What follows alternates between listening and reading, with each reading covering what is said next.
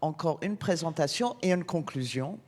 Évidemment, la présentation de Lawrence, si je le vois là, c'est en fait c'est un travail de longue haleine et il m'a dit qu'il n'avait pas vu la rénovation en tant que réellement du remploi. En fait, c'est du design. Et le remploi faisait qu'une partie. Donc, je te laisse nous montrer ce que tu as à nous montrer sur ça. Merci. Merci Maria. Merci beaucoup. C'est vos derniers 15 minutes. Et, Ah pardon, ah non. Alors non, c'est pas vrai. Donc voilà, merci. Donc comme Maria l'a dit, on n'a jamais vraiment vu dans le projet Lo8, et après je vous montrerai aussi Paoli, le réemploi comme vraiment, je dirais, trajectoire claire. Mais par contre, en revue, quand Maria me demandait est-ce que ça vaut la peine d'en parler pendant cette assemblée bio-régionale, j'ai quand même repassé un peu tout le projet et je vais vous montrer quelques histoires et vous raconter quelques histoires qui à la fin sont très importantes. Comment est-ce que ça marche ça? J'appuie là. OK. Une petite explication que voilà. BC, c'est un bureau hybride, 3 chapitres, BC Architect, BC Studies, BC Matériaux. 3 entités légales différentes. BC Architect, un bureau d'architecture, BC Studies, une association but non lucratif qui vraiment pousse les workshops, le training, tout ce qui est lié un peu à l'éducation. Et BC Materials, un coopératif, R&D, le développement des matériaux de construction à partir des terres d'excavation d'abord de la ville de Bruxelles et puis plus large. Et d'habitude, dans la négociation de tout ce qu'on fait, ce bureau hybride qui essaie de pousser un peu une approche bio-régionale, essaie de changer la culture de construction vers une qui voit l'importance des matériaux locaux, les réemplois, réutilisation et tout ça. Je passe à un tas de schémas, construction, architecture, 30% du waste, most polluting. On arrive à voir dans 2020 anthropogenic mass qui est plus grande qu'une biomasse. Et tous ces schémas qui expliquent un peu l'urgence dont on est aujourd'hui. Mais souvent, c'est une des négociations qu'on a quand on parle avec les clients et l'importance de passer à une autre approche. Mais dans ce projet Lo8, par exemple, je pense qu'il y a un autre type de négociation qui est souvent mieux, qui est souvent plus pertinent des fois. Et c'est le narratif qui sort ou qui est présent dans des petits éléments qui sont des fois plus esthétiques que autre chose. Parce qu'à la fin, par exemple, au Lo8, un des aspects le plus importants quand on parle du réemploi et tout, c'est le fait qu'on n'a pas construit à nouveau, on a rénové. En masse, en volume, c'est la décision la plus importante qu'on a pu faire.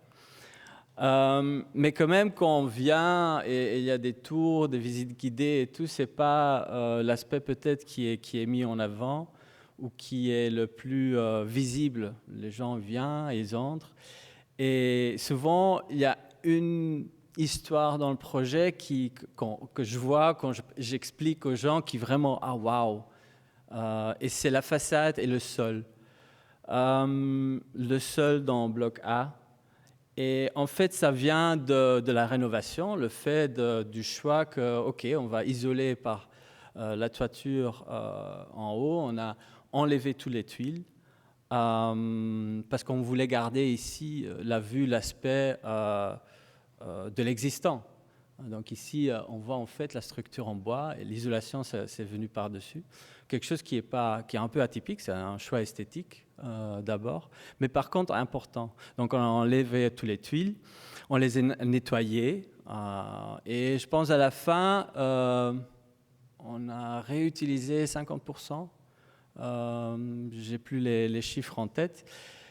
Mais par contre, Donc 50% est retourné sur le toit après l'isolation. Mais ce qui est important aussi, c'est dans le processus du projet, on a enlevé aussi les enduits qui étaient des enduits de ciment qui transpiraient pas. Donc dans les murs, il n'y avait pas de transpiration. On a enlevé, comme vous voyez, c'était des gros moellons, il y avait des gros trous dedans pour re-enduire à la chaux. Et on s'est décidé, on va casser en fait les tuiles qui étaient plus récupérables. Il y a quelqu'un ou quelques-uns des hommes qui étaient là avec un marteau, ils ont cassé les tuiles, on a remis tous ces morceaux dans la façade et on a créé quelque chose qui, de nouveau, était un choix esthétique pour créer un peu de volume, pour créer de l'ombre sur ces façades, parce qu'on voulait éviter d'avoir un enduit 2D. Et ça a créé cette façade assez, je pense, iconique pour moi, très importante. Et ça, c'est vraiment quelque chose. Bon, ici, j'ai appris, c'est pas du réemploi, c'est de réutilisation. Et puis, en plus, quand les gens entrent dans le bâtiment, il y a cette salle centrale. Il y a des autres tuiles qui étaient, qu'on pouvait vraiment pas utiliser sur le toit, mais par contre étaient en bon état. On les a coupées et on a créé en fait ce sol. Dans l'aile antérieure qui racontait cette histoire du toit. Et je pense que ça, c'est tellement important parce que quand on va négocier, quand on va parler d'une sorte de nouvelle esthétique qui vient de le réemploi, qu'on sort aussi de l'imaginaire existant. Qu'on voit qu'il y a tellement de choses qui sont possibles.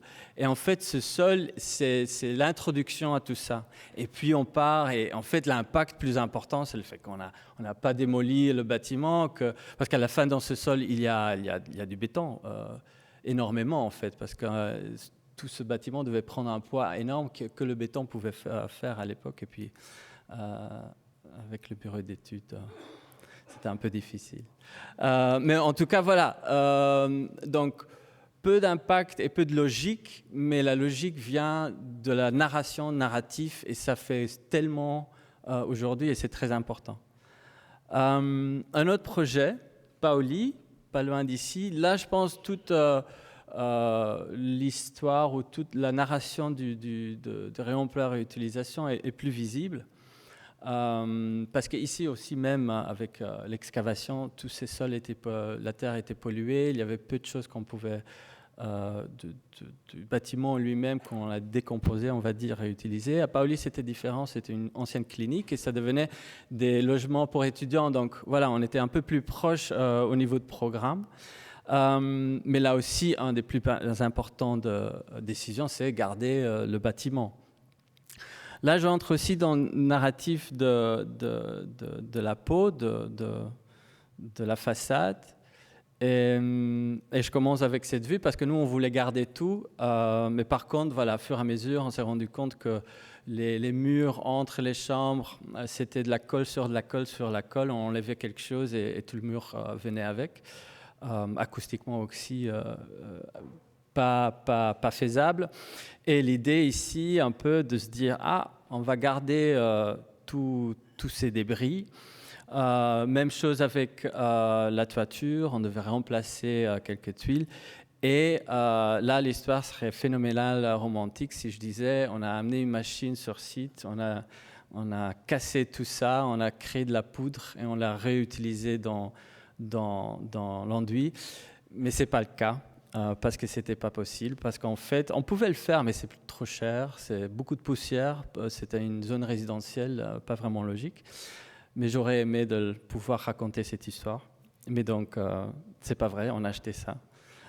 Mais par contre aussi, c'est des tuiles cassées, grindées, mais c'est pas les nôtres. Mais par contre, intéressant de raconter cette histoire, parce que bon, quand même, on a créé un enduit caoutchouc pesto, on va dire, type. Mais donc, en fait, la poudre des briques était importante pour créer cette finition sur le bâtiment, qui aujourd'hui, c'est cet enduit qui est plus que juste en couleur, mais que vraiment est dans la masse. Et voilà, je vous invite à visiter aussi ce bâtiment parce qu'il est magnifique. L'équipe est là maintenant aussi. Et donc voilà, c'est un projet qui vient après l'Hobbit et qui a un peu les mêmes logiques, je dirais.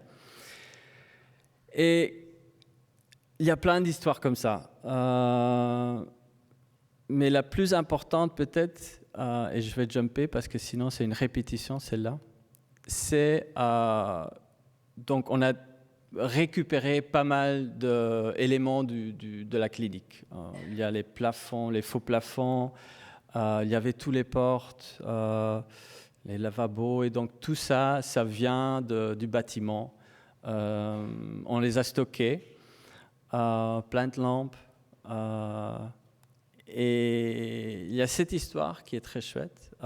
Et il y a une équipe au sein de BC, c'était 2 personnes, Grégoire et Johan, qui sont là aussi, qui ont créé à partir de tous ces éléments qui étaient dans le bâtiment, une famille de meubles qui démontre aussi une autre esthétique à ce type de réemploi. Ça, en fait, ce qu'on voit là, c'est les petites lampes qui étaient devant toutes les portes quand il y avait un des patients qui avait un souci, tac, ça part en rouge, et voilà. Il y a les docteurs et les infirmières qui viennent. Et parce qu'on devait faire 40 chambres, 38 pour être exact, ben voilà, il y avait la nécessité d'avoir toutes sortes de meubles. Et en fait, avec la quantité des choses qu'on avait démontées dans le bâtiment lui-même, c'était super intéressant de réutiliser ça dans les meubles et dans tout le furniture, toutes les finitions. Et à partir de ces petites lampes, on a développé cette famille qui se développe tout autour le bâtiment, qui sont joyeux. Et en fait, ces lampes ont été attachées à des blocs massifs du pisé. Ça, on a fait chez nous. Et ça crée une famille de petits éléments, des petits UFO, des petits aliens qui sont là dans tout l'espace. Et que c'est une esthétique qu'on peut-être on lit pas directement avec du réemploi, mais ça l'est. Et en fait, c'est ces meubles aussi qu'on a les visiteurs, de nouveau, quand il y a ces narrations, ces histoires qu'on raconte pour convaincre des gens, bah, c'est surtout ça qu'on montre. C'est pas vraiment les graphiques, c'est pas vraiment peut-être qui sont très importants, mais ça parle pas des fois. Et aussi pendant le chantier, on fait énormément. Il y a plein de découpes. Il y a une énorme quantité de déchets. Et à la fin, on s'est dit, bah, si on garde tous ces déchets et on suit cette logique comme la famille des petites lampes partout. Qu'est-ce qu'on peut faire? Et de là aussi, de nouveau, il y a une quantité des éléments qui se sont développés, qui ont trouvé leur endroit dans la clinique, ou plutôt dans l'ancienne clinique, dont on voit vraiment, ah oui, là il y a une petite lampe placée, mais où on voit vraiment tous ces petits bouts qui étaient à la fin du chantier un peu partout. Mais même aussi des fois les entreprises ils commandent par exemple ici les tomates de verre ou les blocs de verre, on commande toujours 5% en plus parce qu'on sait que peut-être quelques-uns se cassent. Et aussi de ça, il y a la possibilité d'en faire parce que je ne sais jamais pourquoi on prend 5%. Ça c'est les 5% de Pauli. C'est une chaise qui ne va jamais bouger parce qu'elle pèse quand même quelques kilos. Mais par contre, elle est très belle et elle raconte de nouveau cette histoire qui est très importante. Si on veut convaincre les gens, la société, de faire plus de ce type de projet ou de ce type d'approche, parce que je pense que des fois, on se prend aussi très sérieux comme archi, comme designer. Et je pense que ce qu'il y a ici, c'est quelque chose de très light, mais très important aussi d'amener dans les histoires du réemploi, de réutilisation, qui sont importants. Et que c'est de la crise qu'on parle toujours, qu'il y a une chouette part à la crise qu'on peut commencer à développer. Et ça, c'est l'histoire de Pauli.